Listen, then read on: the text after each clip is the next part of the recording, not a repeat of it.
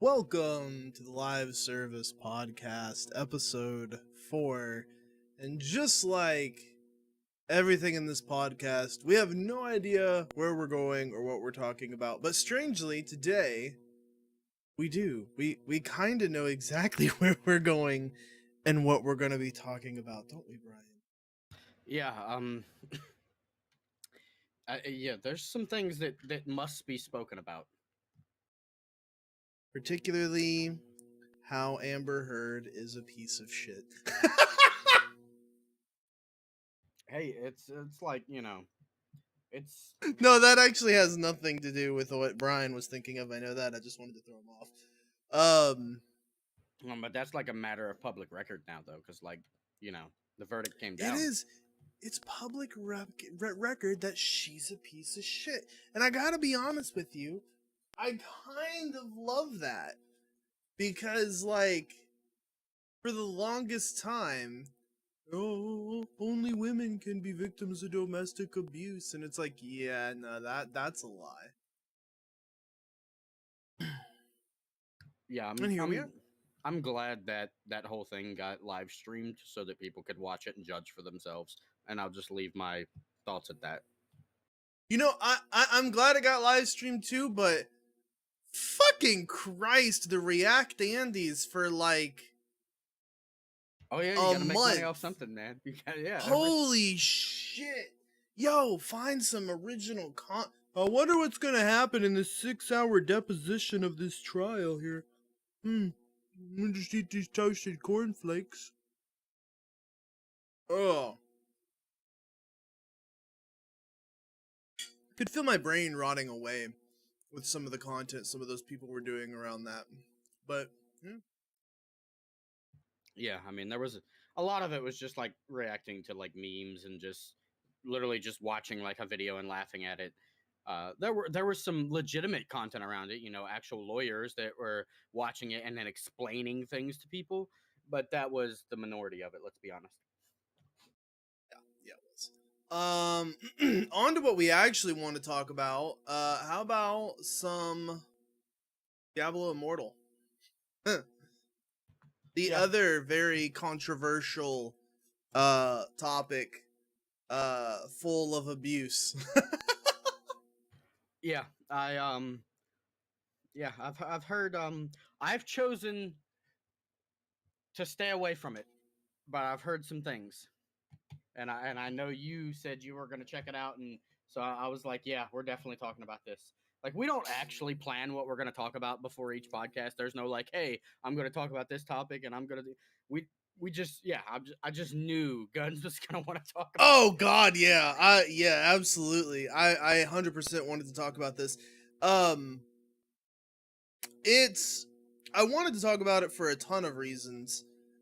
Chiefly of which is that so I'm playing it 100% free to play. I'm not spending any money. I'm not ever going to spend any money, and I'm just going to see how far I can get in this game. Before I hit like a tremendously hard paywall. And I've kind of hit some small bumps in the road that I think a casual player would be like, "Oh, well, let me throw him to, it's not a bad game. Let me throw him $15-20 and get some of them legendary crests so I can level up faster." Although you don't need to do that. They're very deceptive in how the pay to win pays to win. And they're deceptive to such a degree that people are like, "Oh yeah, it's not pay to win. You just don't understand the systems." And it's like, no, you don't understand. You're the village idiot here. You just don't know it yet. But it is absolutely the thickest of pay to win. Let me put it to you this way. And this is another topic that I want to bring up. I was always kind of like, I thought legislation was a good idea for video games that have purchases in their services because a lot of it is gambling and you're instilling gambling values onto children, which I think is a fucking horrible thing. Yet there are companies that are doing it every single day without any kind of repercussions whatsoever. I mean, they're literally, when you look at the system, you can 100% see the gambling addiction and how it feels good because, like, I've spent money in these. I've spent lots of money in these. I've spent over $1,000 in League of Legends, not only on skins, but on crates and all kinds of shit. And I know what that feels like when you're like, oh yeah, I got something good out of this crate, and it's like, oh, a rare skin or this or that. There's that hit of dopamine where you're like, ah, reward. I spent money, I got a reward. I should spend more money. And you should definitely not do that. But when you're a 12-year-old kid who got a hold of mommy or daddy's credit card and dumped $100, and then you're like, for my birthday, I want another $100 of Diablo Immortal. And it's like, wow, kid, you have so heavily wasted your birthday. You know, like, I just don't understand how Blizzard releases something like this with this possibility when they just recently, like a month or two ago, maybe not even that long ago, had that whole controversy in Hearthstone of the kid using mommy and daddy's credit card and buying a ton of stuff because of the way it's put on the Hearthstone store. They didn't realize they were spending money and doing, and I'm like, you just had this controversy and now you're going to put out this. Come on now. But was anything legally done about it? Like, was there any kind of... For that, yeah, I think because there was like threatening, not like as in government wise, but there was like threatenings of legal proceedings and they ended up getting refunded or something. So, and there was some stories about it, but yeah, I don't think government wise, like laws wise, anything legally was done about it. You're okay. Right. So even then, even if the parents were threatening legal proceedings, it would go to civil court because, again, there's no laws about this, and it's just going to be a dispute between the parents and Blizzard about Blizzard's misleading practices of deceit and online gambling to their child, right? That's all it would have been. So there's still... And what would the total settlement have been? The amount of money that the kid spent? Maybe emotional damage or something else if they could prove it? So we're talking maybe $10,000s maximum, which is true. That's just piss money like to Blizzard. Hit. It's more like the PR hit. Like they literally just had a ton of articles about that. So I have this theory that these companies are starting to not give a shit about the PR, good or bad, and I'll tell you why. 90% of people that spend money on this game, 90% of people won't spend money on this game. 90% of people, like, maybe $10 or less, yeah? 10% of players will spend between $10 and $200, okay? It's a big berth, but yeah, $10 to $200. Yeah. Then there's 1% that will spend $10,000 or more. And because you could just don't care about the PR. Exactly. Those people just have money to burn. They don't give a fuck what the moral implications are because they've probably got more. They're probably like, oh no, Diablo Immortal is immoral as I sit here and cry in my Porsche. They don't give a fuck. But then it gets worse than that because like that's the 1%ers. Then there's the 0.1% that are spending hundreds of thousands of dollars on this game. Because, yeah, you can spend hundreds of thousands of dollars on this game and still have progression to go. That's... wow. Yeah. So we're looking at footage right now, but I think what I'm actually going to do is I'm going to open up the game and show some of these systems that are in place because they're insane. It is insane. Just how... And look at Welcome to Sanctuary. They got all these dev updates and all this bullshit going on, and snatch up the Diablo Immortal goodies and you know, all of this stuff. All of this stuff. Well, you're not even logged in yet. You're just on the launcher. Oh yeah. It's super fast to log in though. Oh, and this is very clearly a mobile game that's just ported to PC. They made a keyboard and mouse work, and then they didn't give a shit after that because there are so many problems. Like if I'm moving and I cast an ability, it causes my character to stop or move another direction until I reselect that input. Like there's very clearly they just mapped keyboard and mouse inputs to the touch settings, and that was the PC port. They did Wow. nothing else. Because there's a ton of lingering issues. Which is why I guess it makes sense that we heard like a month ago, yeah, it's coming to PC as well, and everyone's like, what? It's coming to PC? I bet you they found out a month ago and just mapped the controls to it. So let's start with the obvious thing that every game has this day and age, a battle pass. There's a free and a premium track, and you think that free track looks pretty promising, but it's not, especially compared to the premium track. But even the premium track doesn't really give you that much, to be completely honest with you. They both kind of suck. But it's there if you want to get it for, I think it's like $5 or something like that. Let's see here. $5 for the battle pass, which for battle passes is actually pretty cheap. Most are $10 or $15. Or you can spend $15 and get the empowered battle pass, the collector empowered battle pass, which gets you 20 ranks and Oh my god. something else. Are you serious? We went from battle pass to now different tiers of battle. Oh my. Well, I mean, most things have different tiers of battle passes. You know how you can skip 20 levels with like Call of Duty battle passes and shit like that? The collector empowered battle pass is basically the same thing. It lets you skip 10 levels and gets you those additionals. So it's kind of the same thing. Okay. Here's the fucking rub, that's though. a little less worse than I thought it was, but I still hate Oh, that. no. It's by still itself. worse. It gets worse. Don't worry. Battle Pass experience gives you XP to level up.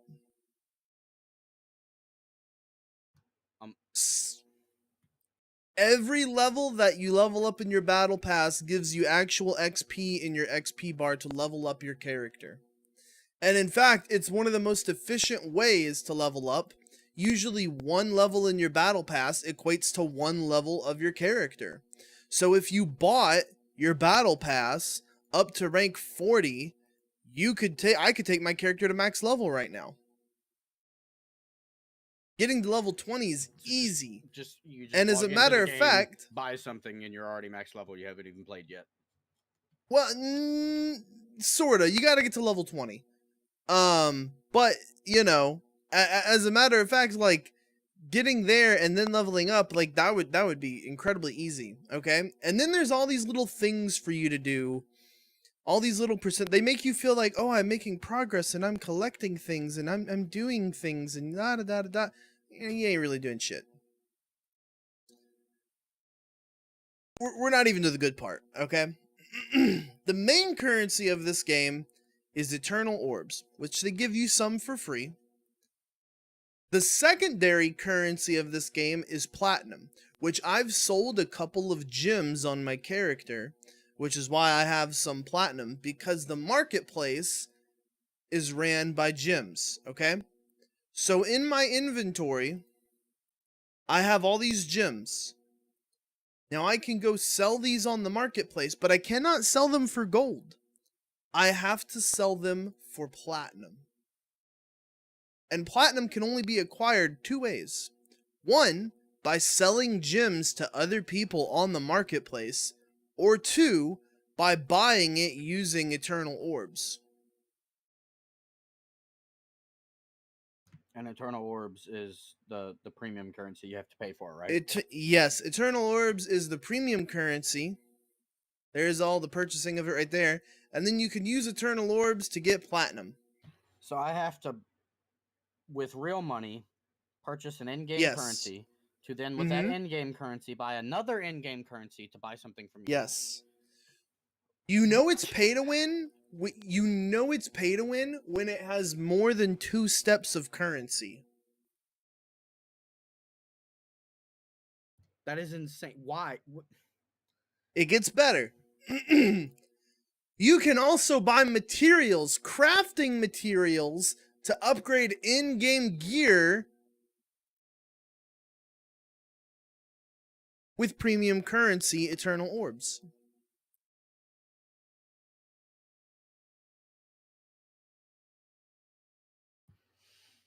Yeah, they're gonna say it's not pay to win because you can just grind and get it, but no. Oh, we haven't even got to the pay to win part.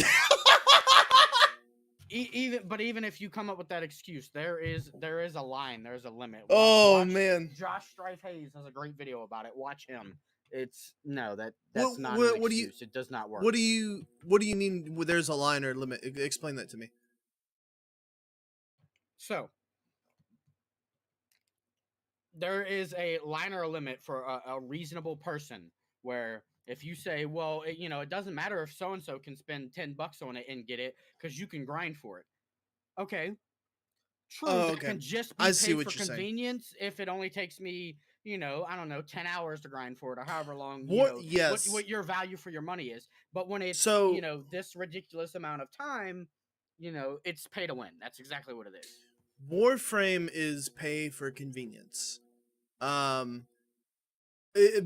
is very much a pay for convenience kind of game. It's one of those games that's a very steep pay for convenience, but it is pay for convenience. You could argue Warframe is kind of pay to win, but and in essence it is a little bit, but a regular player can go get all of the same things that somebody paid for to get day one, or they can get them at a later date. So yeah, Warframe's a really good example of pay for convenience. There is absolutely pay for convenience in this, but it's pay for the convenience of thousands of hours. Because like I said, we're not even to the pay to win part yet, okay? No, what I'm saying is based off what I've heard of the actual grinding hours, this is pay to win because there's a limit. It's past we'll the get limit. there. I We'll would get say there. a game like Guild Wars 2 is pay for convenience because grinding things in it is simple. You can pay $5 or you can spend a few hours and earn that $5. Literally, that's it. Just a few hours. That's pay for convenience. This no. Like I said, we'll get there.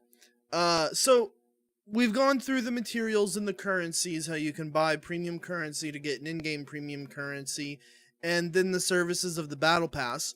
There's also the boon of plenty, which gives you login rewards over 30 days of additional legendary crests, regular crests, 30 tier 1 gems, a tier 2 gem off the bat, and then you also get 6 rows of inventory expansion, remote market access, and additional market trade slots. I'll pause for a second because I'm looking at your screen here.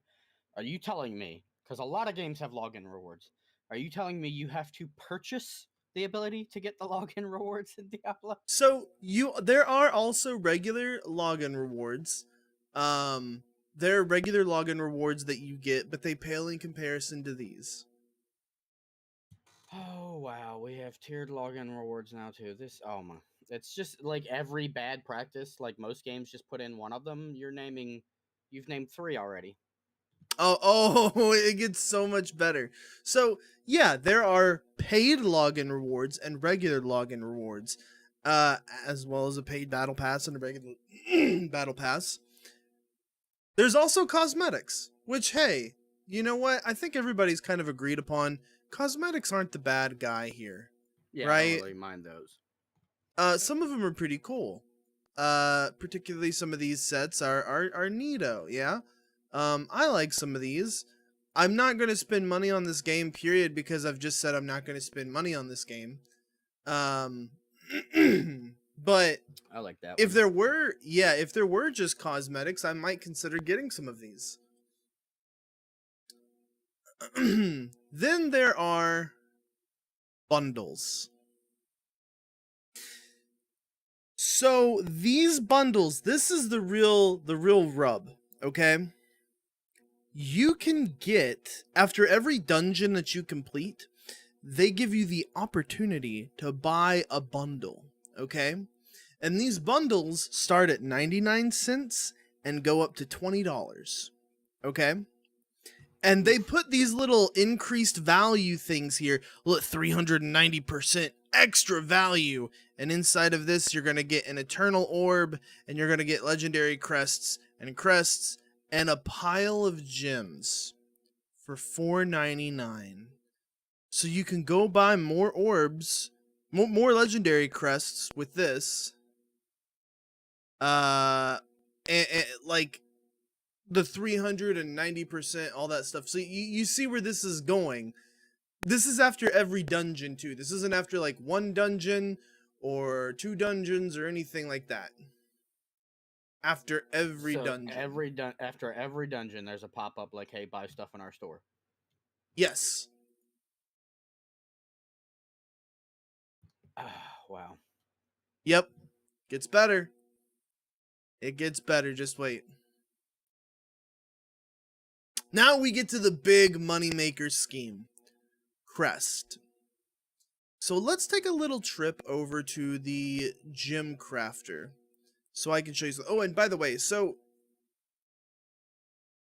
you can run rifts, elder rifts, and your rewards are mystery legendary gear, experience, and fading embers. By adding a crest, and see, look, see how it says tap to close, tap to all this, tap to do shit, okay? It's very clear they just slapped on PC controls on top of this. So normally you get fading embers, experience, and legendary gear. You have a chance at legendary gear. We're going to add a legendary crest. Now you have a chance at legendary gems, runes, and additional fading embers. And it's already deceptive here because it says rewards. Like you're guaranteed this stuff. You're not. And it has diminishing returns. So if I have one legendary crest, I get one I have a chance at one legendary gem, 3 runes, and fading embers. I'm not guaranteed all those. I just have a chance at them, okay? If I add another, I get 2 legendary gems, 6 runes, and 10 fading embers. So we added 1 fading ember, which, to be honest with you, it should add a lot more of that. But it did, in fact, double the legendary gems and the runes. Possible. Okay? Right. Possible rewards, not guaranteed. Let's add a 3rd legendary crest. Still, 2 gems. Still, only 9 runes. Another shot at a legendary gem, and then 1 more fading embers. But then it gives you the option to add 7. Why 7? So that you're at 10 total. Oh, okay, yeah, I see. So you have 10 chances at these legendary crests, okay? Or legendary gems, okay? So the returns of rewards are not only diminishing when you start stacking these, but then they want you to keep adding more and keep adding more and keep adding more and keep adding more. And these rare crests, which are much easier to get as a free-to-play character, as you can see, I have 18 of these. The 3 legendary crests that I have here are like the freebies that they've given me, essentially, that I've not spent yet. But no chance at legendary gems. Okay, well, what's the difference between regular gems and legendary gems? That's the important distinction here. So we're going to run all the way down here to our little gem crafter person. Actually, I think I could just show you my inventory. So these things are in essence a type of loot box because you're not guaranteed what you're getting. It's just a chance at getting these things. Exactly. And they're also giving you a way to up your chances from the loot box by paying more money. And it's a brilliant scheme because it's a loot box gated behind gameplay. You're increasing the rewards of the Elder Rift or Herald Rifts or just Rifts in or like this is like mapping in Path of Exile, right? You're increasing the rewards to the map or the rift by spending crests. And the gems, you can buy crests for the oh yeah, you can you can buy crests for premium currency. So this is a regular rank 1 gym. This is a tier 1 gym. Sorry, rank 1's not accurate. They go from rank 1 all the way up to 50. Tiers are tier 1 through 5. And there's normal gyms and legendary gyms, okay? So let me see if I can show a good example of this. Yes. Excellent. Okay. So here is my Tourmaline rank 1, gives me 8 damage, and here's my rank 2, gives me 16 damage, okay?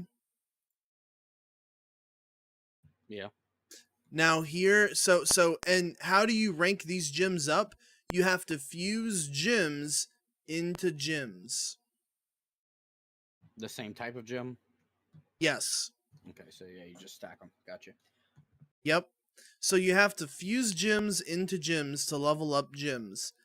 However, the same type of gyms. So these are tier 1 gyms. These are tier 2 gyms. These are legendary gyms. Okay, see they have the 2 stars. These would be just like 1 star. Or no, these aren't even 1 stars. These are just like regular gyms.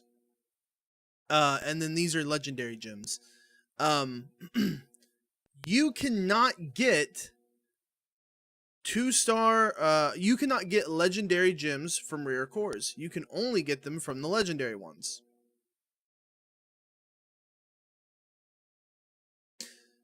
So you have to spend money on the legendary crests to get the legendary gems. So you're, other than the 3 free ones that they give you, you're gated in like how good you can make your character based off of whether or not you spend money. Exactly. And there are several people that play the beta, there are several in-game builds that basically require gems. Let me just read this to you. Increases resonance by 60. Okay, what's resonance? This is resonance. It increases your equipment base attributes by 1.5% at 30, okay? But I'm only at 30. So if I go ahead and I socket this into here, now I'm at 90. Well, now it's doing it by 4.5%. And I only have 3 legendary gems. I'm still missing one. And these 2 are rank 1.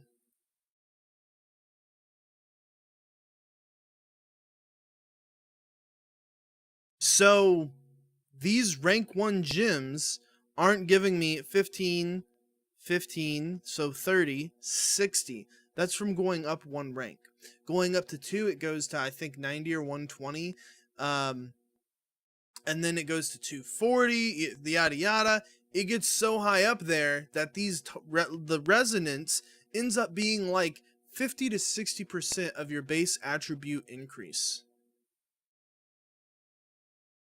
So you're talking about a 50 to 60% bump in combat ability just for having these gems. Yeah, that's a big bump. And that's also like to keep leveling them up and get them all like at the rank you want. And yeah, you're gonna have to spend a lot of money on that. But these are just your tier 1. Yeah. Encourage you to keep spending money and keep upgrading. And these are just your tier 1 and tier 2 gems. The gems go up to tier 5, remember. And then you also get to this. So let's read through this for a second. Your combat rating is increased by 12, which, by the way, your combat rating, your resonance is increases your base attribute, but your combat rating is like your total overall gear score. And your combat rating, if I go to my codex here, conquest, here we go. Offense and defensive attributes. My combat rating is my overall effectiveness in combat. That's also affected by your gems. So your gear score and your base attributes are all affected by these legendary gems. More than your gear does. So do you see how this starts to pile on to how gems matter more than anything?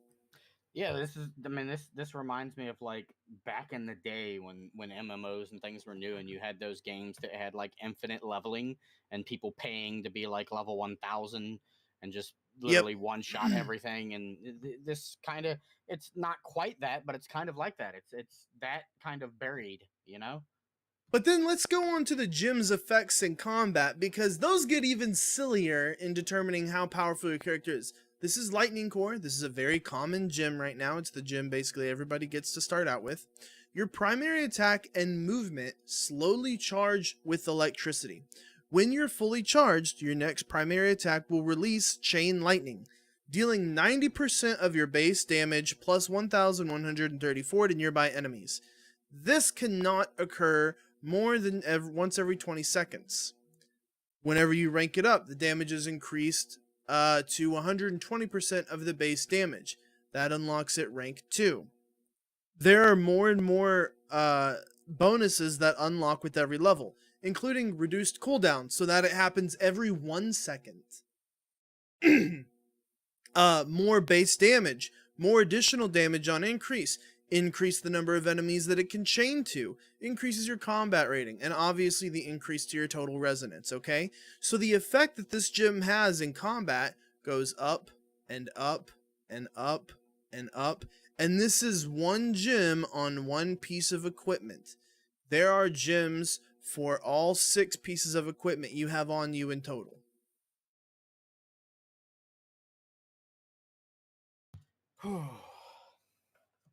Yeah, this is. And the final like, well, there's 2 more things. So you can craft gems, okay? I can craft these using runes. The runes I could get from legendary crest. Say it with me. So if I don't get a loot drop of the gem from my legendary crest, if I buy enough legendary crests and run them, I'll eventually have enough runes to craft the 1 or 2 star gem that I want. And these rotate out, as far as I know, daily or weekly, so that there are different ones here, and they have different effects. And some of these effects I'm just looking at going, what the actual okay, here's a great one. Sadil's Weakening, okay? Gain 6% increased damage for 60 seconds after killing an elite monster. Increases chance to find magical items by 5%. Increases all damage you deal to elite monsters by 1%. That's huge for elites and rifts and all that stuff. That's massive. Especially as you start to level this thing up and it goes from increasing all damage you deal to elites to 1% to 15%, or increases your magic find by 5 to 20, you know, like stuff like that. It's insane what some of these gyms do to you. But these are only the tier 1 gyms. Remember how I said you go up to tier 5, okay? To get a tier 5 gym, you have a 0.05% chance from a legendary crest. A 1 in 2,000 chance to receive a tier 5 gem, which their effects are by far the best in the game. But they don't even show them to you because they're just that much better.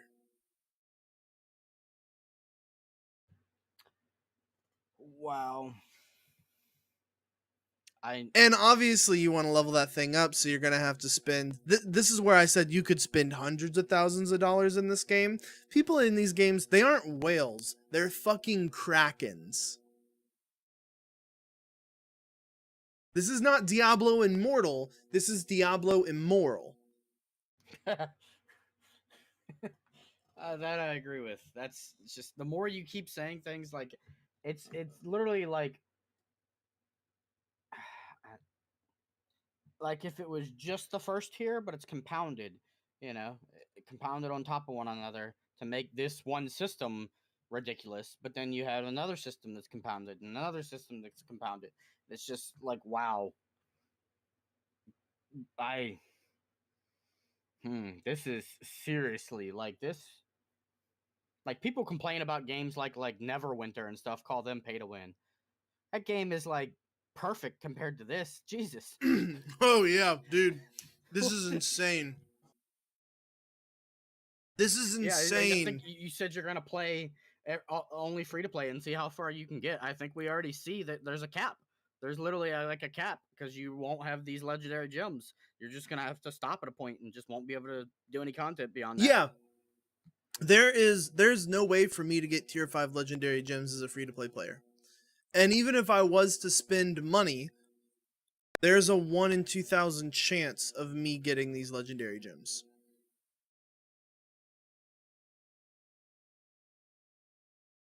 So even if you spend money, it's like, go fuck yourself.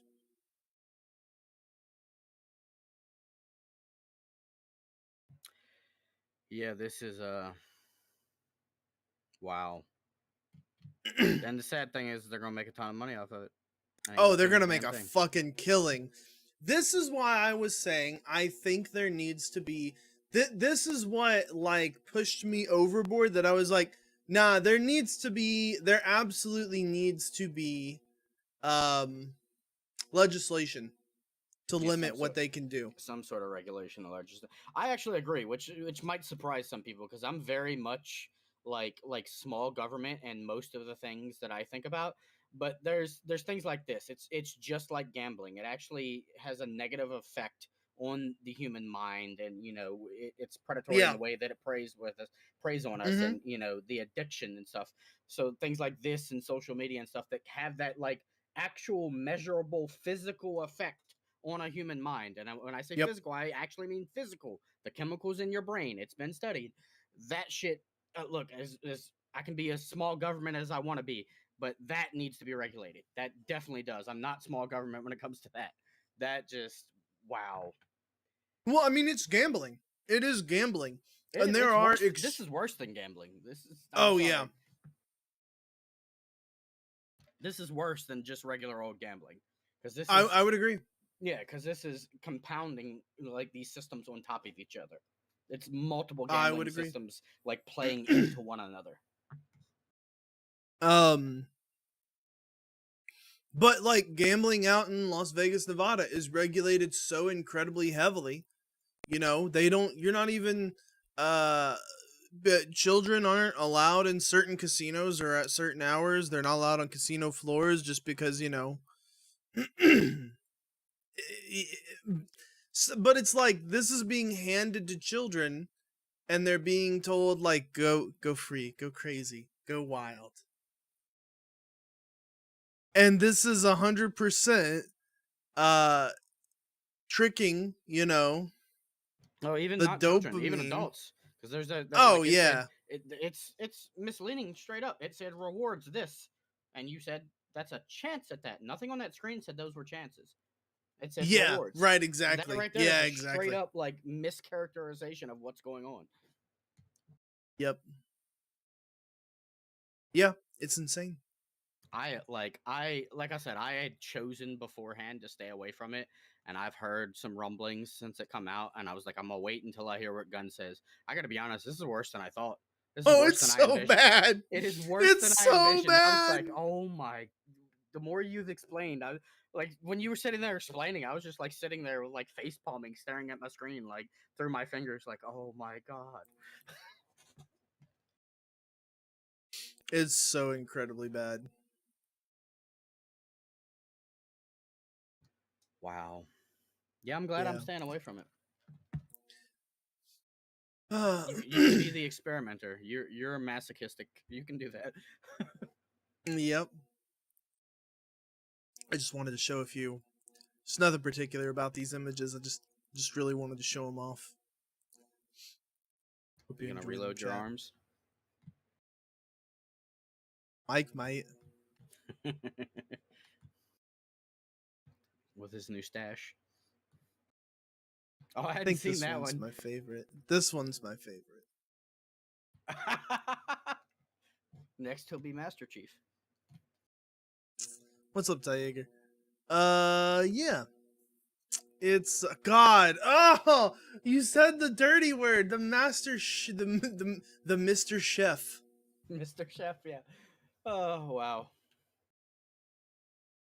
So yeah, Diablo Immortal is worse than you could ever actually imagine and is setting new standards for. There are some people that are like, why are people so surprised? Mobile games have been here forever, blah, blah, blah." And it's like, you're right, they have. But this is a mobile game that hit PC at the exact same time that it hit mobile.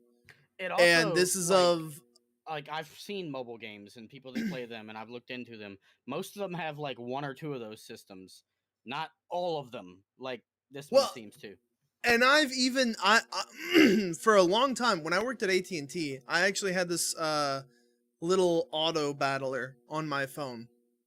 I don't remember the name of it because there's like 10,000 of them and they all have generic names. How could you remember it? But I had this little auto battler on my phone, okay? And I spent maybe $100 on that game, and it got me into raids with top tier players. After spending $100 on that game, I had like best in slot teams to do PvP and raid progression with of this little auto battler stuff. And that was after spending $100.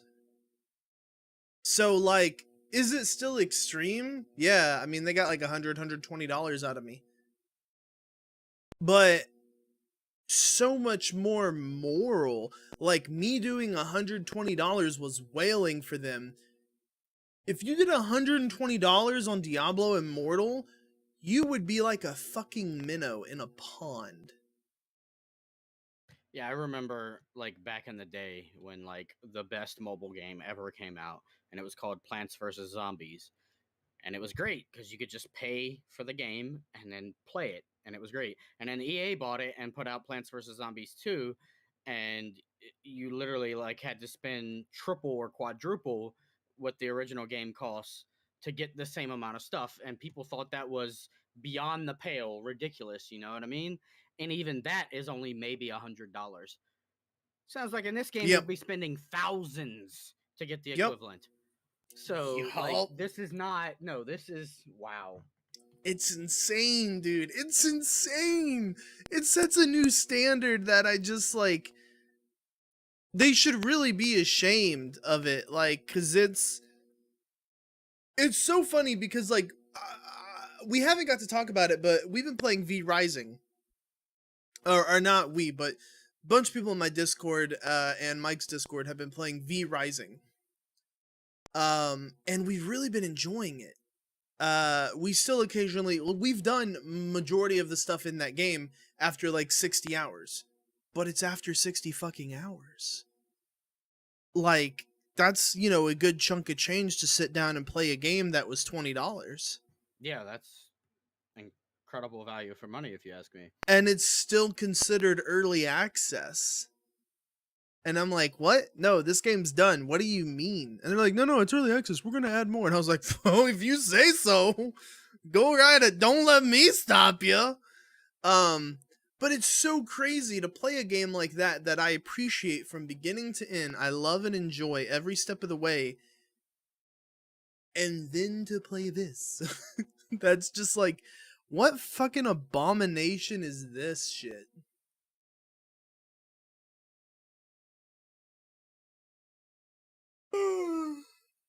It's I have so much more appreciation and love for a game that treats me like a human being and respects the amount of money that I spent on it and the time that I earned. Like, okay, Smite. Smite's another one of those that I love as a MOBA. Like, look, I play a lot of League of Legends, and currently I don't like Smite that much.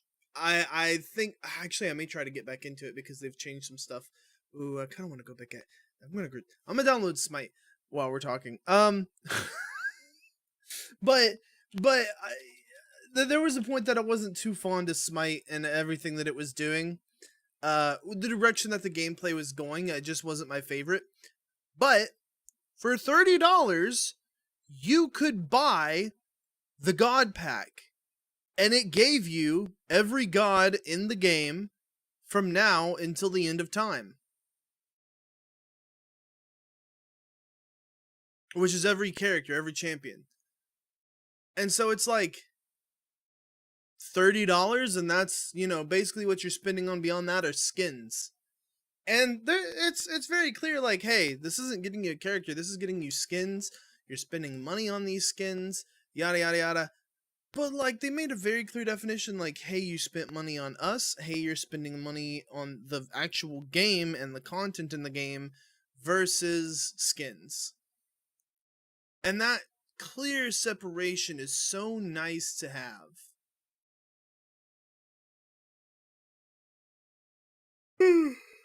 Yeah, I don't even know what else I could say about this. This is literally wow. It's No, left me that's later speechless this in a bad year, way. and I'm sure that's going to have some pretty immoral practices too. Oh no, that's not coming out this year. You're crazy. What, Makes sense. Dragonflight? It ain't coming out till next year. I guarantee it. You think so? Guaranteed. I mean, they're talking about it now and showing off talent trees and all this stuff. And they also said a lot of that was in early development and that they were asking for feedback and stuff. Oh yeah, it is early 2023 release. Well, what do you know? You know, Kittens was actually saying, like, well, if they add talent trees back, I'll go back and play World of Warcraft. And I was like, get that heresy out of here. Yeah, they took them away, and now they're adding them back. I was literally complaining about this, and people think I'm crazy, but I'm like, it's circular development, and people are praising them for it. It is 100% circular development because you can actually go back, and the stuff that people are praising right now, them saying like, oh, you know, Dragonflight should be good because they're saying this and they're saying this, they're saying all the right things. Go back, I don't know, a year and a half, 2 years ago when it was this time period and the cycle for Shadowlands, they literally said the exact same quotes. And people were like, oh, they're saying the right things. They're like, I don't care what they say because they've said it 6 times now and they don't execute it. They do something completely different. Yep. Literally, it is a cycle for like 4 expansions in a row that they say the right things, put out shit, don't listen to feedback when they put out the shit, and then spend the entire expansion. Finally, by the end of the expansion, they've listened to feedback and fix it, and then it all goes away because everything in WoW is borrowed power, and they repeat the cycle. It's happened 3 times in a row. This is going to be the 4th. I guarantee it. Because they're saying the exact same things. Well, it's okay. It's the same thing with, this is something I realized with Destiny. Like, look, okay. There was a video I saw that just like encapsulated my Destiny experience. And it was this guy, it was a TikTok, and he's just like, oh, wow, have they fixed this? And he's like, you should come play Destiny with me. I'm having a wonderful time with the newest content. And he's like, oh, have they fixed this? Nope. What about this? Nope. Well, what about, nope. Did they change? Nope. Well, what's different? Nothing. I just enjoy it now. I was just like, God, stop calling me out, man. Yeah, I was actually going to ask a few people about it because I haven't, you know me, I stepped away, but I saw someone post a video. I saved it to watch later. They were talking about how the new season just came out and they're already like, you know, like at new season fatigue. They're like, all right, what's next? And I'm like, damn, already? What happened? Well, I have to watch that video though. I haven't watched it yet. I don't know what's going on. Okay, but I kind of want to dig into Bungie because of this, because it does piss me off. And somebody be like, oh, well, who eats new? They've done something to change it.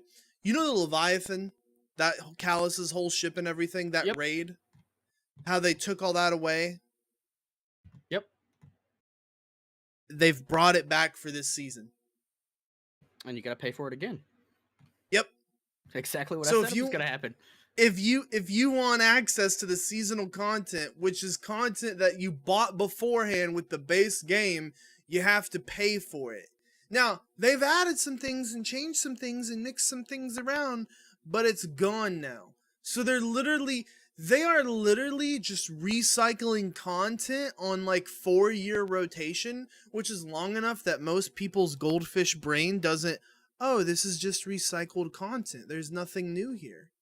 But like, it was like, what, people are like, yeah, Beloved and Austringer are back, some of the best meta weapons in Destiny, and it's like, why did they ever have to leave? Because they put those level caps on them, you know. This is, I feel horrible because this is it's crappy. You know what I mean? I don't want anybody to have a crappy experience. But at the same time, I feel vindicated because this is when they announced all this vaulting of content and everything. I said this is exactly what was going to happen. They were going to sell it back to you again, and I got destroyed for it. People took me to town, and it looks like I was And right. you know what the thing is they still probably would. They'd still probably well, no, it's different now. They've changed things and they've given us new ways to, and it's not. They're just, and here's the thing that here's what else I dislike about this. People that say, well, hey, listen, if you don't like it, don't play it. You ain't got to shit on it. And it's like, no, but when you accept these kinds of development practices, you understand that you're opening the door for them to do more in the mistreatment of how you spend your money.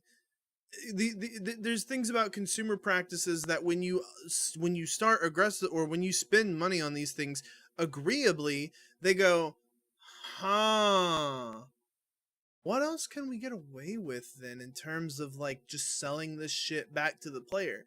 And at some point they get to the point that they're literally selling you bold-faced lies again, and you're just like, yeah, this is great, I love it. So Yeah. that's the problem. It's a developmental cycle that you get into, that they're just selling you literal bullshit, and you're like, this is fantastic, because they figured out how to sell it to you.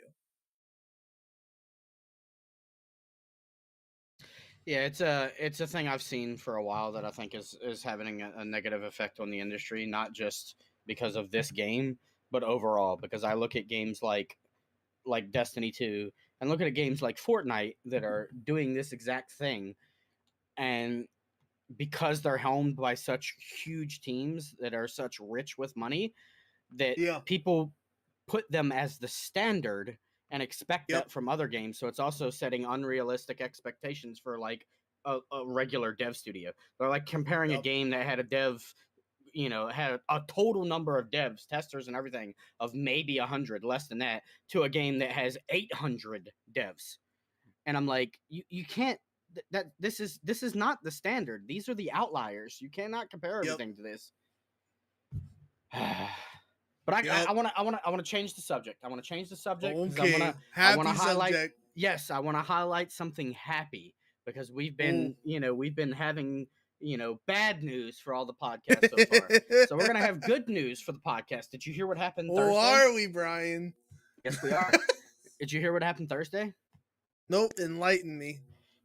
Speaking about Microsoft, in a Thursday blog post, the company's president, Brad Smith, said Microsoft recognizes and respects its employees' legal right to choose whether to form or join a union, and are committed to collaborative approaches with said unions. Oh Microsoft yeah. is now approving all unions, not just it started because of the stuff that's going on in game dev right now. So Blizzard, guess what? You have to accept that union that's forming into your house now. Yeah. But Microsoft has made the call to do this across the board, not just under gaming, their entire tech So sector, which Microsoft is is being, no yeah, other yeah, yeah, yeah. company in the sector does this at the moment. They will be the only ones, Well, which there's is a couple huge. reasons for that.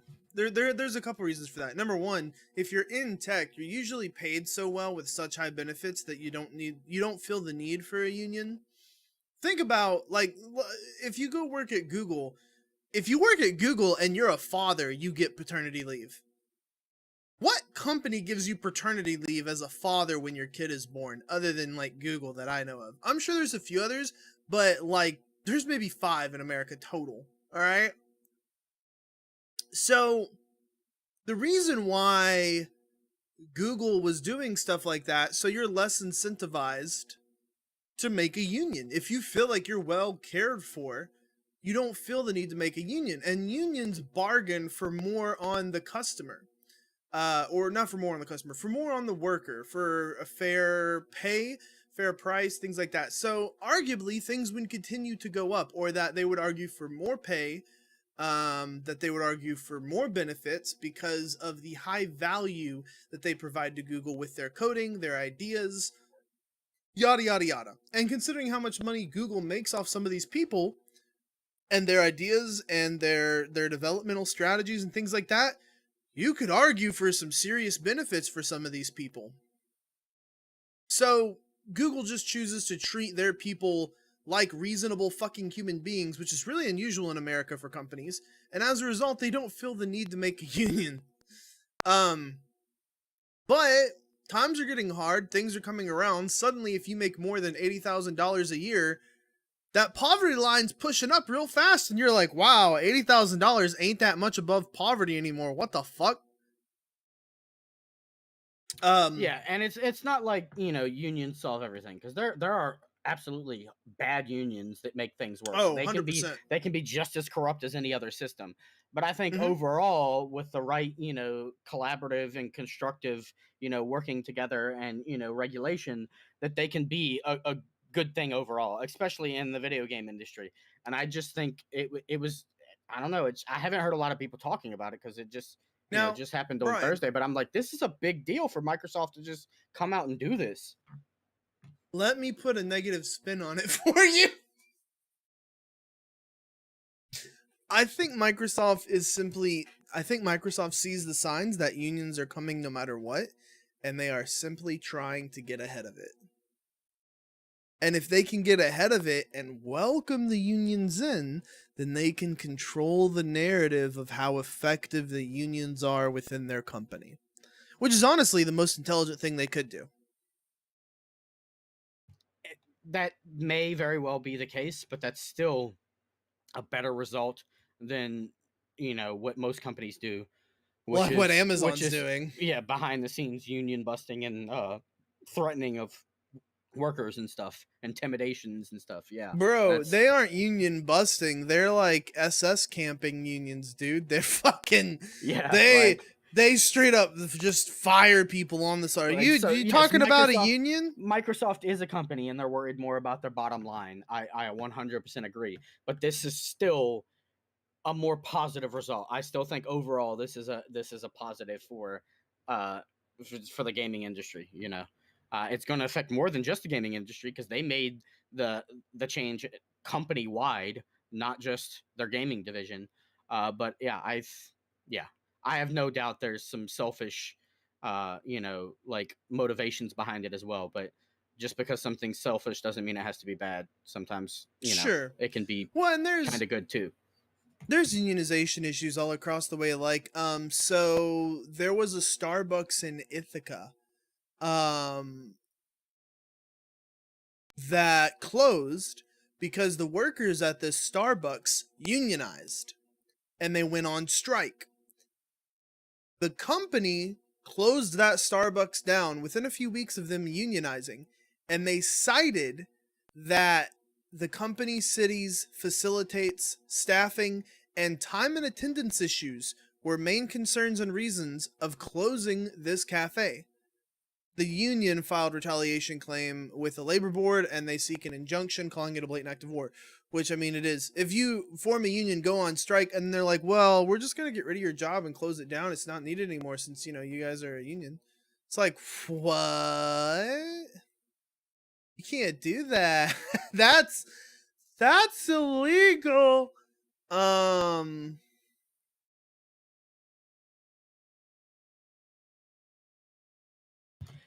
Yeah, it's like I said, it doesn't solve everything, and they never will, because it's an institution as well, and it can be corrupted just like any other institution.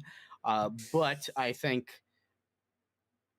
it, you know, if done right, it can definitely have more positive effects than, you know, the way things have been going beforehand. So oh, I okay. choose to view this as a positive for now. I kind of want to round this back to Diablo Immortal for a second. Just for a second. Go for it. I I hate Asmongold. I loathe his content Are you talking about because React Andy? He was doing all the Amber Heard Johnny Depp stuff we were talking about at the beginning. Like I everything he put mostly out was Johnny Depp video. I was like, jeez, dude. I mostly loathe him because of how he is embracing this sloth kind of lifestyle. Like, okay, how much do you, if I was to show you a picture of Asmongold, how much would you say that man is worth? Yeah, right. Based off a picture, not much. Yeah, like 5 Like, cents in his bank account, you know, yeah, like like looking at this some pile of trash self-care. behind him. It's my biggest problem with him is he facilitates his community to not give a shit and not take care of themselves and not have self-care. And this self-care falls echelons into mental health, into preservation, into job attainment, into all these other things. And I don't have problems with like his idealisms or anything like that. In fact, some of the things I think he's right and he has intelligent points on things. It's what he emphasizes and what he facilitates in his culture and his community. But he's doing a thing in Diablo right now where he's essentially paying his way through the entire thing. Okay? He's paying every single step. So this picture, he spent $349, okay? This is from Paul Tassi. Paul Tassi's a journalist that I like and watch and all this shit. This is a $20 run in Diablo Immortal. A $20 dungeon run, okay?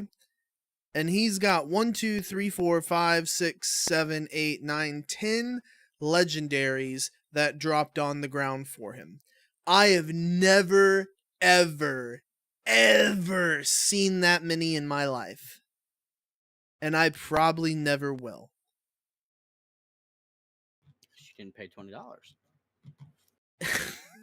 And the best bit about it is that they're all fucking terrible drops. I mean, there's like 2 of them that are same thing there. I can't quite. There's like 4 of them that are same thing. Yeah, it's like, wow, that's, you got 2 of the same. I'm gonna Woo. work on it. Listen, I did this in 5 seconds, and I'm gonna fix No, it. it's Okay, also it's just gonna be because better. it's also just because I have it small on my screen because I'm looking at multiple things, you know. Gotcha. So Yeah, I didn't yeah. even have it maximized on my screen. So, But hey, no, back to positive notes. Brian, it's Christmas in June. is it?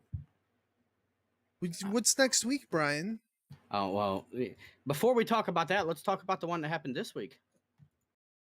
Oh, Sony's? Ah, Yeah, let's talk about. I was so disappointed with that. Yeah, I was gonna say, let's talk about not good news, not bad news. Let's talk about news. It's meh.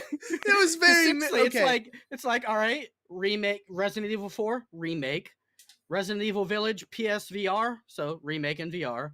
Walking Dead Saints and Sinners in VR remake. No Man's Sky in VR remake. Horizon in VR remake. The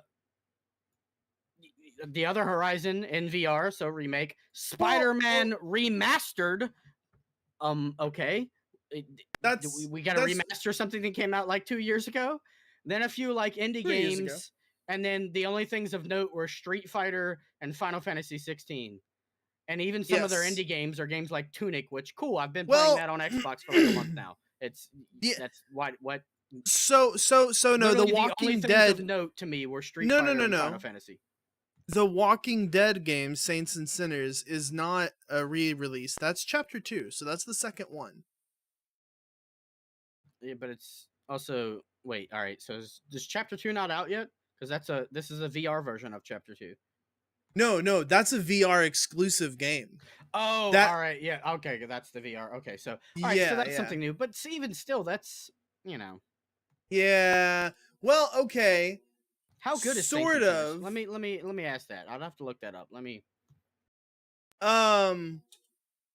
So let me pull up a state of play recap here. So okay, Resident Evil Village. 9 out of 10 on Steam. Okay, all right. Yeah. Resident Evil Village. Oh God, Kotaku. I'm not showing this because it's blindingly white. There was some more things I was excited about than that. So the Resident Evil 4 is a total remake from the ground up, like Resident Evil 2 was. So this isn't like a re-release or an HD. This is a remake from the ground up. I get that, but when your entire show is remakes and remasters, it kind of it falls flat. When your last remake was Resident Evil 3, let's be honest, Resident Evil 2, perfection. Resident Evil 3 was just kind of like a meh game. The remake of Resident Evil, the Resident Evil 3 remake was not as good. Not even close. I agree. which has me worried about the Resident Evil 4 one. So it's you know, But and if your entire showcase is filled with nothing but remasters and remakes, and then a few other things, it just kind of makes that one like you know um it's drowning in a sea of other ones. You so know. so the Resident Evil 4 also supports VR on PSVR 2. Um then there is Stray, which is coming to PlayStation and PC in July. It's literally a game about being a cat, and I think that's going to be fun. Yeah, like I said, there's some cool looking indie games, a few of those, but for the most Um part, this was a it it was meh, but I still want to go through all the highlights. Um the Spider-Man remastered coming out on PC in August. Look, it is too little too late. It's still Spider-Man on PC. I've not played it. I've not really watched anybody play through it. I'm going to get it. I'm going to play through it because I think it'll be a fun game. But PlayStation needs to just go ahead and fucking, even if it's a month later, just release your games on PC same time. Look, Xbox is already doing it. Why do you guys have to wait a year and a half? The percentage of double sells that you guys are getting are so minuscule. Like, you're not getting like a 40% turnover rate of people that buy it on PlayStation and PlayStation and PC, and like I don't know. It's PlayStation selling in this method, this bit Spider-Man, and remastering it so that it's in 4K and all this shit, and they're putting it on PlayStation 4 now, PlayStation 5 and PC, within like this 4-year gap. It almost smells like desperation to me, to be honest with you. I Because think it's like, I think that either they fell behind on something or they had some gaps. Because when you look at it, like we've got Elden Ring, right? But like the big stuff that come out before this was like you got Demon Souls, a remake. You've got sure, and then you look at all this, they're like remaking slash remastering the Last of Us. That sure.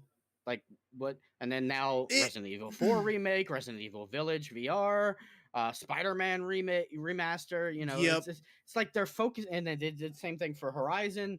It's like they're focusing a lot on remasters and remakes right now. That's 50 to 60% of their lineup is remasters and Well, remakes. and I think it's because they don't have any interesting IP coming out for another 2 to 3 years. Like Ghost of Tsushima 2, that's a minimum 2 3 years away. The next, The thing like, everybody when's the says is going to come next? out in October was notably absent, which is why I think it's not coming out in October. I don't even think it's coming What out this thing? year. God of War didn't Oh show up at all yeah, in a state of it play. didn't. Nah, yeah. Wasn't They'll have a wasn't state even of play. mentioned, and They'll people have a think it's state going to of come out in play. October. No, it's not. They'll have a state of play in the fall, probably like September, October, that'll talk about their spring titles. And it may get mentioned there. And it may get mentioned as a 2023 title, late Yeah, 2023 yeah. title. Everybody's talking about it's coming out this year. Some people are saying October, and Nah, then it's not. then a lot of other people are saying like November, and I'm like, nope, it's coming out next year. I guarantee you that thing has been delayed, and they just ain't 100%. saying it yet because they don't want the bad press. Yo, Street Fighter 5 or Street Fighter 6 looked dope though. The Yeah, like I last said, the Street Fighter, Street Fighter looked great. I like that, and then Final Fantasy, it's. I well, like parts of it, and I don't like. let's It's a just Final Fantasy. let's just talk through them, like the Street Fighter 6. um I really like they I want to play it because there was a lot of flashiness to it. So I'm a little concerned, probably doesn't, but I'm a little concerned that maybe a lot of the flashiness takes away from the actual gameplay. It probably doesn't, but we'll see. Yeah, I mean, Street Fighter is Um usually known for their like tight like fighter combat, yes, So extremely I hope so. they keep that tight fighter combat. But I'm also intrigued by like they said they're gonna have like an adventure mode that will explore, Yeah, and apparently can explore more than just Street Fighter. Like it's gonna be a wider cap, like maybe we'll see some other stuff in there, like maybe some Mega Man or something. I don't. I want to get more information on what that is and what exactly they're going to do with that. yeah, they're gonna have an open world component, which is gonna be like a run around beat 'em up type of thing. See, I don't know. That'll be kind of cool. There was apparently a rumor that you could make your own character or something like that. It's interesting that they're kind of like expanding the world more. Um, it seems like everybody nowadays is trying to grab a main IP and expand it to be this whole worldly thing where it is a world on its own, because Mark Zuckerberg said metaverse and now everybody's got to have a metaverse. And it's like, y'all just stop, please. I'm seeing something here, and there's positives and negatives on both sides. So the positive on Sony's side is they're putting stuff out, right?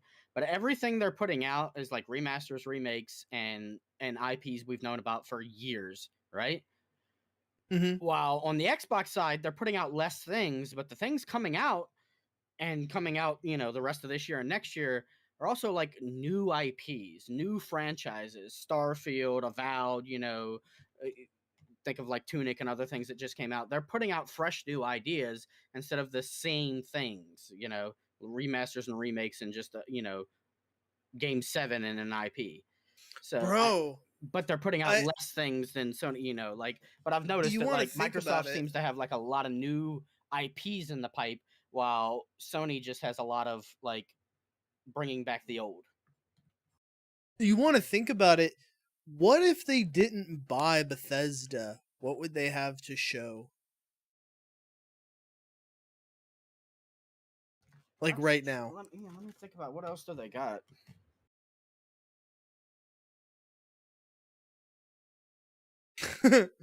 um so yeah, that the Callisto Protocol, I don't know if that's an I think it is an exclusive. Maybe it's like a PlayStation PC exclusive type deal, or maybe it's just a PlayStation exclusive deal. But I think that's got the original creators of Dead Space on it, cuz it was immediately like, "Huh, this is very." I didn't know it at the time, but I was watching it and I was going, "This is very Dead Spacey." And yeah, it's got some of the original people that worked on Dead Space for it. Um and then their they showed off their PSVR 2 headset. And we know what it looks like. That's it. We don't know the specs on it. We don't know how much it costs. We don't know how many cables. None of that stuff. Um, So they'd still have Avowed, right? yeah. They Well, I, Hellblade, but that's I, not new. I vow, I think I, I don't know. I I think Avowed's here's going to my be pretty good. There's a lot of people that are excited about it. Sorry, go ahead. oh, I think it's gonna be fine. Here's my thing about it though. I don't think we're gonna see that game till like 2025. I think they announced it a couple years ago just to be like, "Hey guys, we're working on our own thing now, full production, AAA, yada yada." You ain't gonna see There's that shit till 2025, Well, here's the 2026, thing. dude. They also said it's going to be uh smaller in scale. It's going to be like, how like Outer Worlds was their Fallout. This is going to be their Elder Scrolls, but Outer Worlds was also smaller in scale than like a Fallout game. So I think that Yeah. means it's not going to take quite that long. I think they could, if they've been in full production for the past like 2.5 years, I think we could see it come out like next year. I think we could. Oh, nah, I would say 2024 at the earliest, but we'll see. Who knows? I mean, well, let's look at the schedule. It's literally going to, so okay, we had Sony's State of Play, which was June 2nd. Um on it starts on Monday, and this is the week E3 takes place. But E3 tucked their tail between their legs and ran away because Jeff Keighley fucked him in the ass. And this is what we have instead, which is great. So we have limited run games, or LRG, on June 6th. I don't know what all they're showing, but it'll be interesting. Wednesday, June 8th, Black Voices in Gaming. Also Wednesday, June 8th, we have Upload VR Showcase, which I'm guessing is going to be a VR showcase. Thursday, June 9th, Jeff Keighley's show. Summer Game Fest is going to be at 2 p.m. EST EDT. That's going to be the big one to watch for most people. Then there's Day of Devs. I don't, maybe that's a dev related sit and talk thing. Might be pretty boring. That's after Summer Game Fest.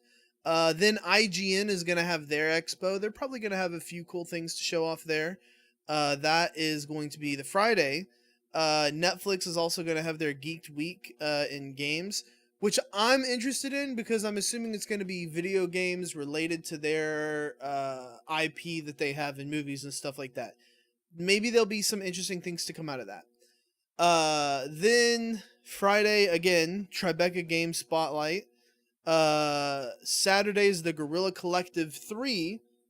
The Guerrilla Collective had some interesting stuff last year. Some stuff that wasn't on anybody else's radar either.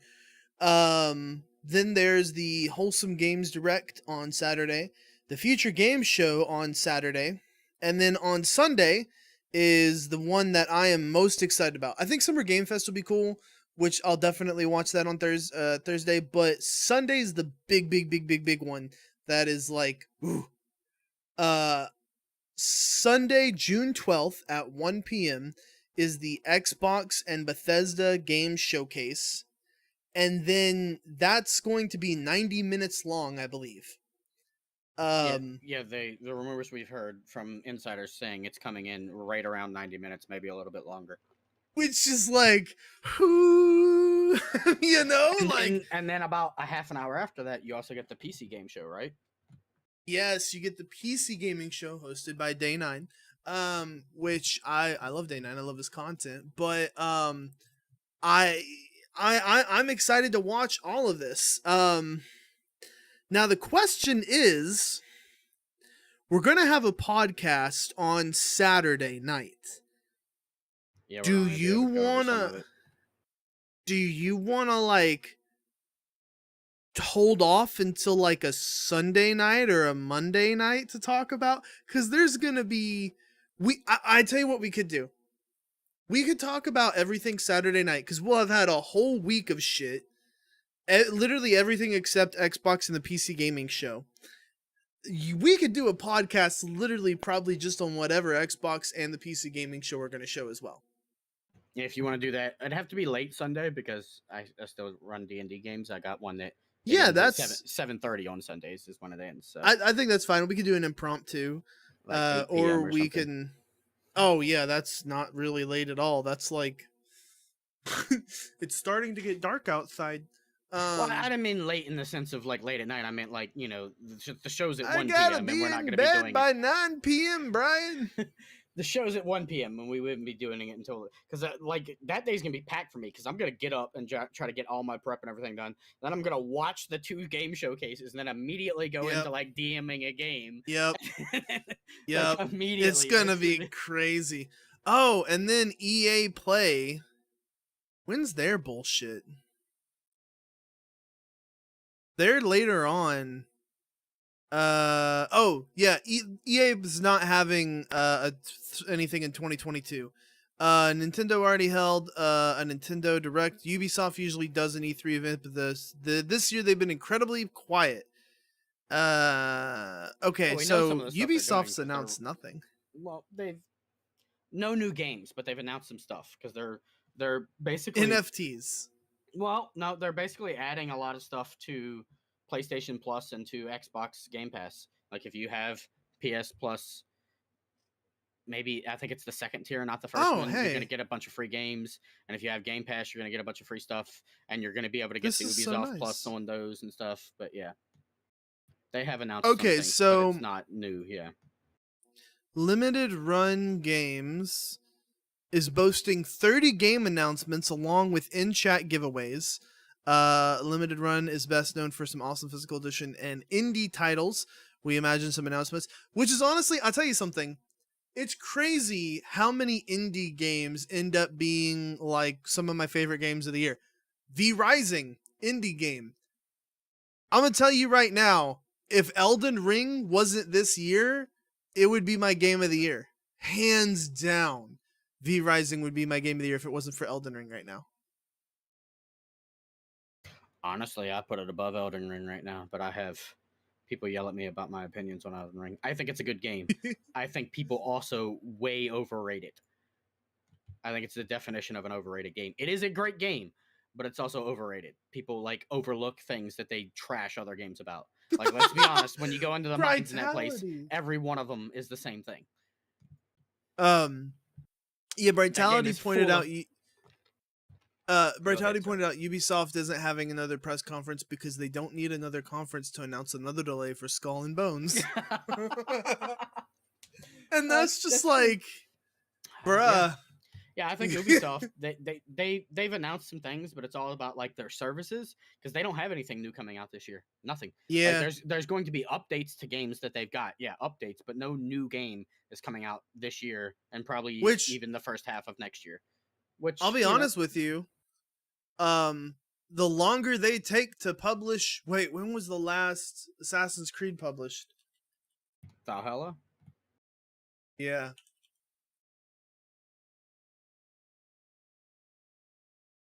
Valhalla was released like in 2020. Right? Yeah, but it was also like November 2020. Yeah, so it was like a year and a half ago, a little over a year and a half. So obviously there's no new Assassin's Creed coming out this year. We'd have heard about it by now, to some degree. So we're gonna have 3 years between Assassin's Creed. Listen, I'm game for it. Listen, I really enjoyed Odyssey. Valhalla, though, I didn't like because it felt like they were just shoving so much shit inside, like they were just cramming it. Fucking. So we have heard leaks about something. There's no way it's coming out before next year, though. Crap, yeah. I'm drawing a blank on his name. The assassin in Valhalla that like works with you because you're a Viking. What's his name? I have no idea. I forget it. It's based on him. It was originally going to be like a big DLC. Was their original plan for it, but then they were like, no, we want to do even more than with this, and like a DLC is not, we'd have to make like 4 or 5 big DLCs, so let's just make it its own big game. There's been leaks about that, but there's no way that's coming out until at earliest next year. So I really hope that they just do like to continue the story. A samurai or a ninja based Assassin's Creed. And I know there was a mobile version. Outside of the mobile version, there's some leaks about talking about stuff like that too. But that's I hope there is far in the future from what I've heard. I hope there's one. And there is the Division Heartlands, which there was a battle royale called Scavengers that myself, Tex, and Canadian played. Scavengers was by far my favorite battle royale that shat the bed in terms of development and went completely the wrong way. Heartlands is like close to that in terms of being a battle royale because it's not your traditional BR. It's very much PvEVP. And so adding that whole dynamic in is super fun. So I'm hoping to hear something from Heartlands. I thought it looked really cool. I'm sad that Scavenger shat the bed. It was such a fun BR, but it went nowhere. So yeah, there's the, like we were saying, the limited run game show. That's going to be a bunch of indie games. That'll be fun to watch. Black Voices in Gaming has its own showcase. No teases, but they're gonna have a celebration and selection of Black creators, games, and characters. The Upload VR showcase is going to be another virtual reality live stream. I wonder if they're I have a VR headset. If it's a VR stream, I may watch that on my VR headset. Huh. Yeah, I'll be relying on you for that one because I still haven't jumped on the VR thing. They still hooked me. I tell you what. Well, if you can find one for the right price, get a Rift S. Because you don't have to have towers or anything to set it up like that. They're really hard to find. Mine was really hard to find. I had to drive an hour and a half to get mine. You don't have to set up towers and anything like that. It doesn't have Facebook logins or anything like that. It's all free software at the moment with the Oculus, and then it can still work with all Steam games. It's a very universal headset. It's a great entry headset. and until we get to like 4K screens at 120 hertz in each eye, I'm probably not upgrading. So yeah, but okay. So the Upload VR showcase, that'll be interesting. Then we have Jeff Keighley's Summer Game Fest. God knows what that man's gonna have. He's such a cheeky son of a bitch because he's already been teasing like, oh, you won't believe what we have. And the thing was, when he said that last year, when he said that last year, everybody was like, Jeff Keighley doesn't have anything. And then he hit us with the Elden Ring trailer, and everybody was like, oh. Yeah, I'm curious what that is. I think that's gonna be because the second half of this year, we don't have a lot of stuff right now. You know what I mean? Like, Yeah. so I think there's going to be a lot of stuff announced during Summer Game Fest. I think I think this is also going to be one of those, like a few years ago we talked about, one of those more indie years where there's a few big titles like Elden Ring and some others, but the rest of it's going to be, we're going to get a lot of good indies this year. It's going to be a year of indies. Hey, dude, a year of indies is my favorite. Indie developers deserve the love that they put into these because indie games are becoming the games with no microtransactions and tons of hours of game time and all this shit. We're gonna go play Satisfactory here in the next couple of weeks when Update 6 hits, because it's a big new update, and it's gonna have all this. Anyway, you'll see it. So then there's Day of Dev Summer Game Fest Edition, which is a digital event focused on showcasing top-notch upcoming indie games, and it's returning as part of Jeff Keighley's event. Okay, so the Summer Game Fest is going to be Jeff doing all the AAA big games. It's also presented by Prime Gaming this year. And then the Day of Devs is going to be indie games. Oh, and it's your cousin. There's a collaboration between Double Fine and I Am 8-Bit. So we have 7-Bit Brian and I Am 8-Bit. So yeah, there's a couple titles that are going to be there, like Planet of Lana, A Little to the Left. Yeah, I Am 8-Bit makes like merchandise for games. They partner with companies. Like if you want like a soundtrack, but you want it on vinyl, you get it from I Am 8-Bit. You want like why couldn't you have done that or something like that, and been my rich business friend instead? Yeah, well, I didn't have that awesome idea or the connections to make it happen. Sorry. Then we have IGN Summer Game Expo, June 10th. Did you notice that? Because they were like, yeah, we're going to have a bunch of exclusive game reveals, including Sonic Frontiers. They wanted everybody to know it was Sonic Frontiers, which the footage just got leaked. Oh, dude, the footage is so bad, too. Have you seen it? Yeah, it's open world Sonic. It looks so boring. It's not that it looks bad. It looks polished quality-wise. It just looks really I'm not sure boring. If it's just like the area they showed off, but because it was so like open, like I get you wanted open world. Really it just looked like there was like it was like to get from one thing to do to another thing to do. It's just like wow, that's a bit too open. Like so they're gonna have some stuff, exclusive game reveals with Sonic Frontiers. Never before seen gameplay. Just ignore that leak scene. It's never before seen gameplay. How do you, man? What if they still have? What if they still have the slot to show the gameplay, and they contractually are obligated to show that gameplay? That 6 minutes of gameplay, and everybody's seen it. I bet they will. And it's got thousands of downvotes. And everyone's just like, this is horrible. And they all know it's horrible. And so they just have to sit there for 6.5 minutes while it plays, just like, yep. Yep. Oh, no. All right. They're Netflix Geek Week hosting a specific event. They've not given any information on what they're showing, except apart from a trailer. Netflix, like what the hell? Come on, what is that? Tribeca Games Spotlight is Friday, June 10th. They are showing off, they have a bunch of gaming spotlights, exclusive gameplay and creator interviews, and a selection of the following titles: A Plague Tale Requiem, American Arcadia, As Dusk Falls, Cuphead, The Delicious Last Course, Sam Barlow's Immortality, Oxenfree 2, Lost Signal, The Cub, Thirsty Suitors, and Vinba. There's actually a few of those Um, I'm excited to get some more information on. So yeah. Cuphead, Plague Tale Uh, Requiem, Dusk Falls. Yeah, I want to learn more.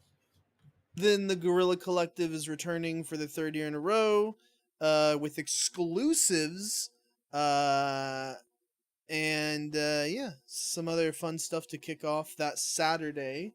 Wholesale Games Direct, hosting another indie showcase as part of E3 2020 schedule, where it'll reveal exclusive footage, interviews, and announcements.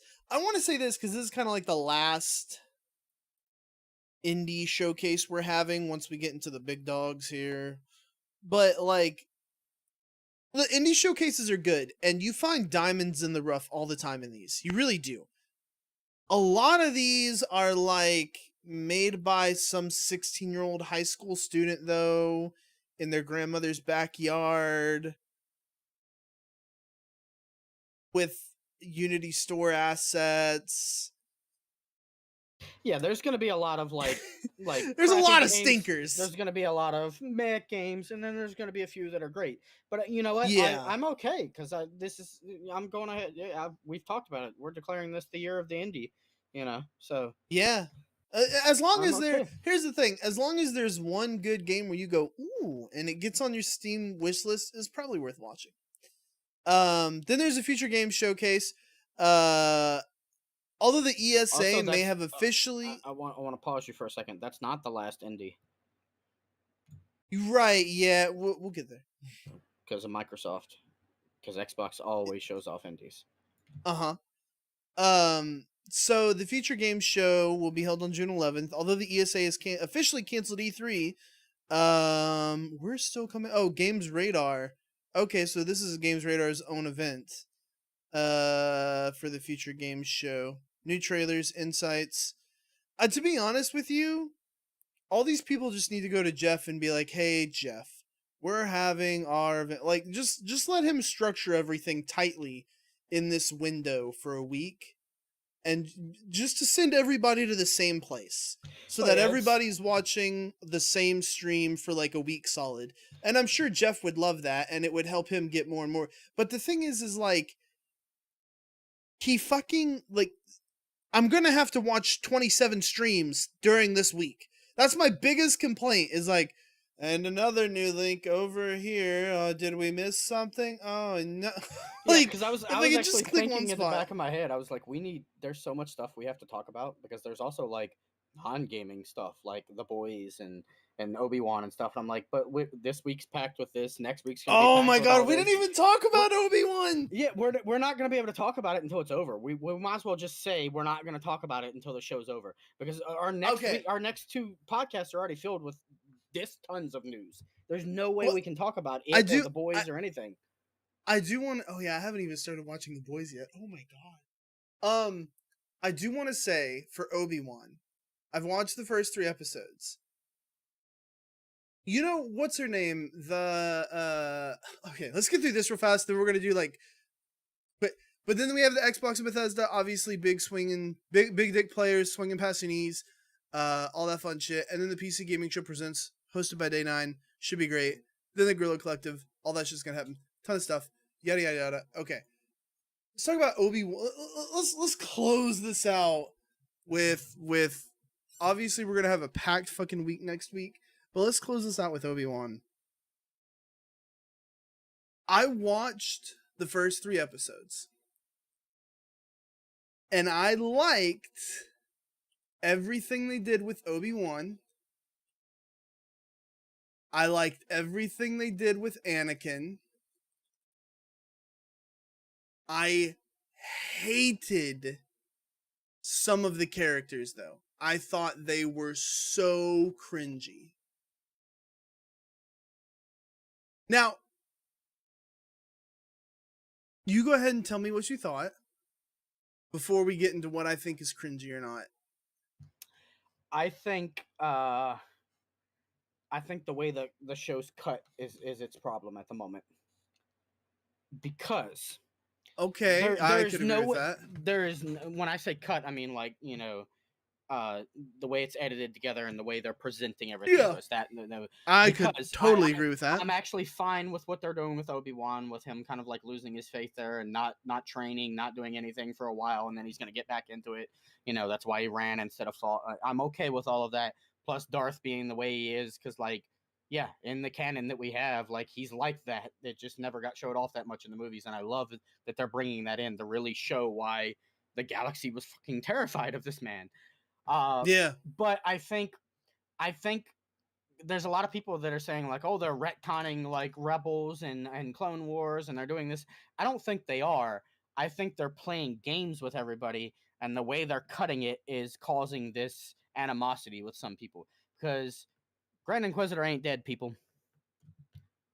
He shows up in Rebels, so he ain't dead. And T'Pau and Right. they have two stomachs. Stabbing him in the stomach is not going to kill him. He Well, literally has and two. this isn't even the end of the season. I don't think Reva lives, Yeah, obviously. yeah. Well, that's the other thing I'm going to say. So with him, there are people that are, I think they're trying to, like, tell a story where she tried to blame it on Obi-Wan. It's this climbing the ladder story, which is great, right? But they're just, the way they're cutting it and showing it is causing people to have animosity, and I think it's the same thing with Riva. Because I think the way she's acting, if the story goes how I think it's going to go, the way she's acting and how she's acting, yeah, it's cringy, but it also makes sense for a Sith and her character, and it will all make sense once they give us more of her backstory. But at the moment, they haven't told us the reason she's like that, and God, it it's just so and it cringy. and it just comes off as cringy. Yeah, but once they I give us so that okay. story, so if they cut and give us a little bit more before, we we have learned nothing about her. I put that in quotation marks because I think we've seen one thing about her, aka the opening scene of the series, and that's it. But we Yeah. should have seen more. We should have seen, like, two other scenes with her by now. When I say with her, I mean of her past, leading up to why she's like she is now. I think we're going to get some, but they're not cutting it right, so it's causing this.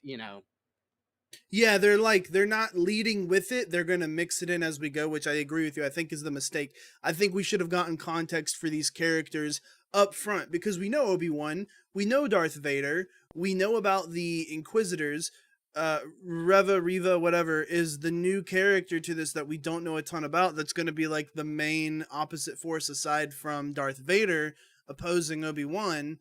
Not putting a bunch of her character stuff up front, I think definitely hurts her more than helps her here. Yeah, it's the But same mistake. Sorry, I was just gonna say it's the same mistake I think they made with WandaVision, and a lot of people come at me because they're like, "Oh, WandaVision." Yeah, when you look at it in the second viewing or in the entirety, you can see all that. But in the week to week viewing, that wasn't, you didn't it was have all weird. of that yet, and it was starting to get kind of boring, and it was weird. All of it added up and made sense in the end, but that's in Yep. hindsight, not in the week to week viewing. Yeah, it works if it all kind of coalesces together at a moment and it causes the audience to collectively go, "Oh, that's a good moment." But when you're thinking about it like a week after you've done watched it and you're like, "Oh, okay, well maybe that's not a good moment. That's just like you're like reliving on the predication of what you're learning, Yeah, thinking about through the whole experience." I think in the end we're gonna get that moment that's gonna tie it all together, and then in future viewings it'll be better because we have that context. But I think in the week to week viewing, in the first viewing, it loses something because of that. And I think, yeah, So, here's something I want to tackle. There's a lot of people that are being racist about Moses Ingram, yeah, I don't even know if it's who, a lot, but it's a loud minority, and yeah, that's just fucking stupid. yeah, it's a super loud minority that's doing it. And I think there's such a big problem with it. Number one, the problem that they're being racist. Don't be a racist piece of shit. Like, okay, I don't think she's a particularly good actor, if I'm honest with you. That doesn't allow you to be a racist piece of shit. But the second thing I'll say is that I think there are people that are misconstruing that. I'm not saying there aren't people being racist pieces of shit. There are, okay? But I think some people are misconstruing criticism of her being a bad actor as them being a racist piece of shit. I don't think she's a very good actor. Like, I think she can be a very good actor, and I say this because she was in the tragedy of Macbeth, and she knocked that role out of the fucking park. okay. But not every role is for every actor and everything. Like, and again, there could be ways that they bring this together to make, her acting of it, make more sense and bring it into context to make it better. But I kind of agree that this role isn't on the same level as like that. Yeah, it's definitely got some. And again, it can be the writing. I have seen bad writing fail spectacular actors before that I know. I think that, and I will point out, um, I think the writing in general for this show is kind of shitty, except for Obi-Wan and Darth Vader. There's nobody that's I've been like, oh, the writing is so. All the writing is kind of shitty, except for Obi-Wan and Darth Vader. Even Princess Leia, her writing, so she has some really good moments that I was like, yeah. But then, like, she just becomes another annoying escort quest, and I was like, oh, fuck off. And but like Kumail Nanjiani, I love him. He's a fantastic actor. He's in so much good shit. So is Sung Kang, the guy that plays Fifth Brother. That's the guy from the Fast and the Furious series. Oh wait, that is. I didn't even recognize him. Yeah, Oh right. shit.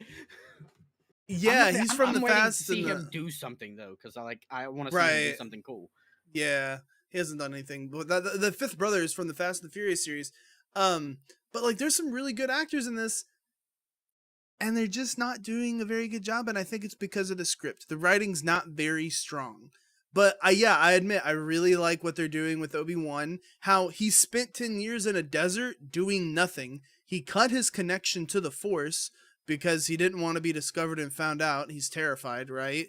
Like, the whole world crumbled around him. And there's that video, like, if you just go to YouTube and you type in Obi-Wan has PTSD, it's like a 3-minute video of like the A New Hope Obi-Wan like staring off into the distance when he's telling stories about the Clone Wars and Luke's father, and it plays all this shit from the prequels, and it's such a good, like, it made me appreciate the prequels so much more because it gave context to everything Obi-Wan lost and how good it was, and like just how extreme that story was. And it was like, yeah, wow, Obi-Wan is a war survivor. Fucking Obi-Wan had PTSD, And he lost has everything. PTSD. He lost his best friend, his colleagues, his work, his life. I just gone overnight. I do And then he want to. had to kill his best friend. I do want to add one character to your, because you're saying, I agree with you that it's not the best writing or storytelling for all of the other characters except for Obi-Wan and Hayden Christensen, Darth Vader. I think Yeah. there's a third one. I think there is a third one, Okay. and that's All right. Joel Edgerton's Owen Lars. Oh yeah, he's been killed. He's I playing just Owen think that fucking so good. I'll be honest with you. I had to go back and I had to look at the original trilogy Owen Lars because I was like, did they get the same actor? And then I was like, no, they couldn't have because he's like fucking 90 now. What are you? Yeah. They just lucked out. This is the one that played Owen as a younger, like just an adult. In the prequels, they got him back, but they just lucked out that when he aged, he was kind of look like the one they got from the original trilogy. Like holy crap. Yeah. Like, hang on, I'm gonna pull up some pictures here so you could just be like, what the fuck? Cause it is uncanny how similar these motherfuckers look. Well, it's the same thing with they didn't actually bring him in to play Boba Fett because they brought back the original Boba Fett actor, Look at uh, that shit. or the clone actor. Uh, but yeah, I know he looks so good. But the if you look at the kid that played Boba Fett in Episode 2, and like look at a picture of him these days, he looks like.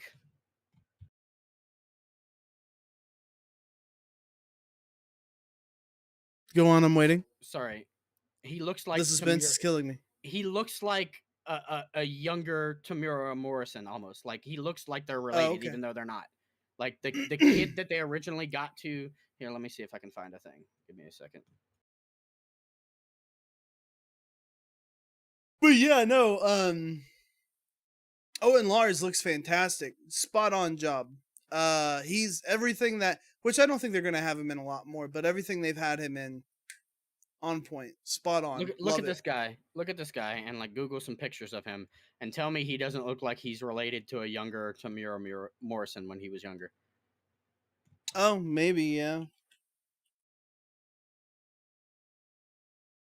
Oh yeah, I mean, yeah, he does when he's younger. His face definitely kind of grew out of it. I mean, still kind of a little bit, but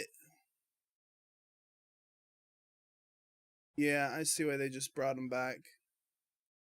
But you know, is what it is. Yeah, Works. they just some amazing casting and just pure luck that because when people look like a certain way when a kid, they're not always going to grow up looking the same way. Yep. But yeah, I think it's a good series overall so far, Yeah, so far. but it's not without its issues. Same as Nope. like WandaVision and some others, you know what I mean? Yep. But yeah, I'm waiting for them to bring it home. Yep. I think we're 3 out of 6 in, so I still think the best thing Disney Plus has put out, and a lot of people are gonna like maybe disagree with me on this. Maybe it's a hot take. I still think the best and most consistently good thing, because there were some shows that had like, oh, this is amazing, but then the rest of the episodes were kind of meh. I think the Disney Plus show that has been put out that has been the most consistently good the entire time is Mandalorian and Hawkeye. Those two. Oh no, Mandalorian I absolutely agree with. Hawkeye though. Hawkeye was consistently like 7s and 8s in my Okay. opinion. It was consistently okay. In my opinion, I think Hawkeye was consistently like 7.5 to 8.5, and like WandaVision and stuff, I can give one of the episodes like a 9, but the rest of them like 5s and 6s and stuff. You know what I mean? No, like, no, I no, think no. it was consistently the most, just consistently good show. You know what no. You know what the best is that they've put out? The best period. You won't be able to argue with me. Loki. I can argue with you. I can argue with you because Loki had some big problems. Oh, like what? Come on. Loki introduced a lot of like continuity issues that they didn't solve with the multiverse. And it also had like, 2 episodes where they did nothing. Literally nothing. But it was fun nothing. The plot did not move forward at all. And I'm like, you have 6 episodes. It was incredibly fun nothing. Half of Hawkeye is nothing. I disagree. I think one of the best parts of Hawkeye is it's the only thing in Marvel, the only thing that exists in Marvel that has like a dramatic and emotional moment that they don't try to like top off with a joke to ruin it. They let that dramatic emotional moment sit and stew and let you I feel disagree. It. Loki totally has that where they're about to kiss and the end of the world collapses and the TVA recognizes it because all the splinters are coming off. Oh, or the part where they kill spoilers for Loki, by the way. I mean, it's like over a year old. We're fine. The part where they kill He Who Remains, and he's like, "See you soon," and you hear everything just like shift, and then like, is she gonna stay there or is Loki gonna like what's happened? Like that big dramatic build up towards the end. Like I feel you should right. rewatch they did have Loki. 2 moments of it in Loki, yeah, but I still feel like Hawkeye was just more consistent in the way in its presentation and in its just how good it was, just consistently. Like other shows have higher highs, but they also have much lower lows. While I think Hawkeye was just consistently good. Again, I know it's a hot take, but that's actually a hot take, Brian. In my opinion, because I value consistency and concise, actually, like the story you're telling and you tell that story and you're not like bouncing around with, all these other things, which WandaVision was great and had some great highs, but let's be honest, that was a very up and down show bouncing around, but if Hawkeye, we get into this, This show's gonna be another hour long, bro. Okay. We Okay. can't. All right. We're already almost 2 hours long here in the tooth, Yeah. and I mean, God knows what next week's week. show's gonna be like. Next week there's gonna be 2 shows, and I guarantee you they're both gonna be almost 2 hours, if not 2 hours. Just look at the amount of stuff that we have to talk about. Wow, that's why I said we're not going to be able to truly discuss like the boys and Obi-Wan until like No, we after all can't. that. We're just Hey gonna have guys, we'll we're talk just gonna have about it to- in July. yeah, we're gonna when they're over, we're gonna give them a full review discussion. You know, like half the show's the boys, half the show's Holy Obi-Wan. shit! Just everything's happening at the same time. There's also Stranger Things season 4 that I haven't even tried to start. Don't watching. even. Like, I haven't even tried to start either. watching it. No, I'm like, I'll get to that next no. month sometime. It's too much.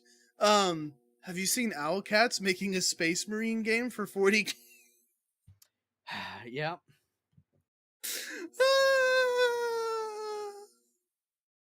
You want to hear?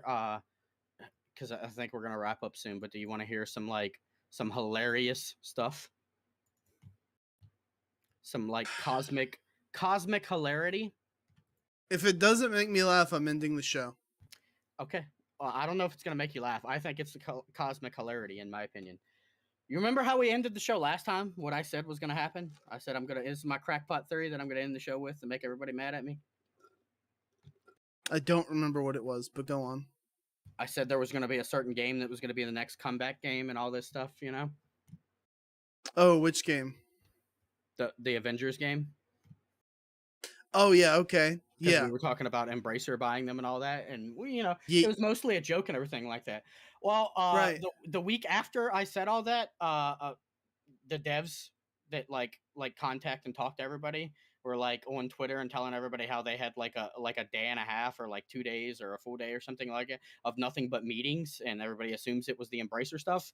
And then the day after all those meetings ended, they posted a bunch of jobs specifically for Avengers. If you're shutting down a game, you don't hire new people for it.